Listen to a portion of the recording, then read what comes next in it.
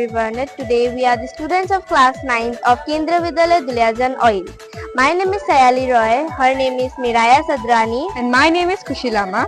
Today we have made a project on the topic of waste management. As we know that waste is very harmful, and in today's world waste is something that should be managed in a very careful and secure manner.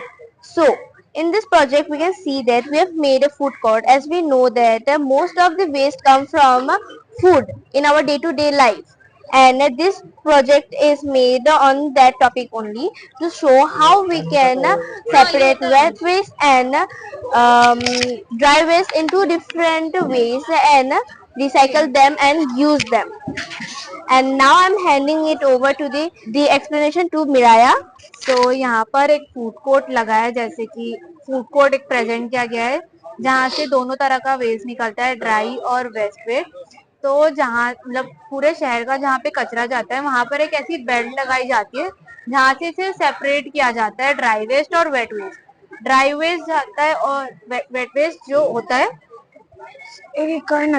होता है, और फिर जो dry waste होता है वो waste crusher पे जाता है जहां से उसको स्मॉल पीसेस में किया जाता है और फिर वो रोड मेकिंग के काम पर आता है। और जो वेट वेस्ट होता है वो हम लोग यूज कर सकते हैं, हम लोग गैस प्लांट में डाल के उसको हम लोग बायोगैस जैसे भी यूज कर सकते हैं। जैसे कि हम लोग रूरल एरियाज में हम लोग इलेक्ट्रिसिटी के लिए यूज कर सकते हैं। एंड अगर इसमें भी नहीं हुआ तो हम लोग यहाँ पे ऑर्गेनिक फर्टिलाइजर जैसे कि हम लोग मैन्योर बना सकते हैं फर्टिलाइजर के लिए।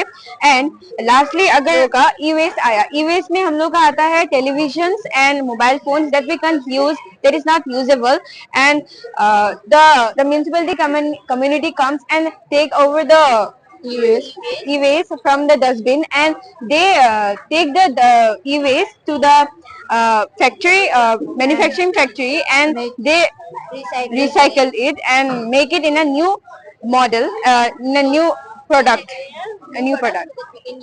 yes. And here is the yearly average global food loss and waste. 45% of waste fruits and vegetables come from our country every yearly, and 35% of fish and seafoods, 30% of cereals, 20% of dairy products, 20% of meat and poultry, 20% of dairy products. In our dairy products there comes the milk, milk and the curds that is not any now usable and we can eat it. And the meat, in the portion of meat and poultry there comes the bone and the skin of the meat that we can eat or we can use it. And the fruits and vegetables come for the peels of the fruits and vegetables. We can use the peels of the fruit and vegetables of and in our organic fertilizer to in making manures in our organic fertilizer in our farms. और यहाँ पर एक food मतलब bottle ATM है, जैसे कि food court के आसपास या फिर जहाँ पे भी खाने के स्टॉल लगते हैं वहाँ पे लोग खा के प्लेटें फेंक देते हैं या फिर प्लास्टिक की बोतलें फेंक देते हैं। तो जैसे कि काफी सारे सिग्नल्स में बच्चों को भीख मांगने की जरूरत पड़ती है और उन्हें काफी बार पैसा नहीं भी मिलता है, तो वो यहाँ पर आके यहाँ का कचरा उठा के इसमें डाले बॉटल एटीएम में, ताकि उन्हें उनकी चीज मिल सके। मतलब जैसे उनको पानी चाहिए तो उनको यहाँ पे स्क्रीन में दिखाई देगा पानी, बॉटल, खाना, तो वो अपनी फुल नीड को फुलफिल कर सके। और उसके बाद ये है फूड रिकवरी। जैसे कि हमारा होटल में जाते हैं हम लोग और काफी बार खाना बच जाता है, तो हम लोग उसे हंग्री पीपल को फीड करा सकते हैं। और अगर वो ह्यूमन नीचे गिर गया और वो ह्यूमन बीइंग नहीं खा सकता तो हम उसे एनिमल्स के लिए लेके जाते हैं। और जब वो लिविंग बीइंग्स के लिए ना हो तो हम उसे इंडस्ट्रियल यूज के लिए लेके जाते हैं। इंडस्ट्रियल यूज में जैसे कि रोड बनाना, इलेक्ट्रिसिटी और गैस का काम आता है। और अगर इसके भी काम में ना आए तो हम उसको कंपोजिशन में लेके जाते हैं। कंपोजिशन में खाद बनाना, फर्टिलाइजर, इसके काम आता है।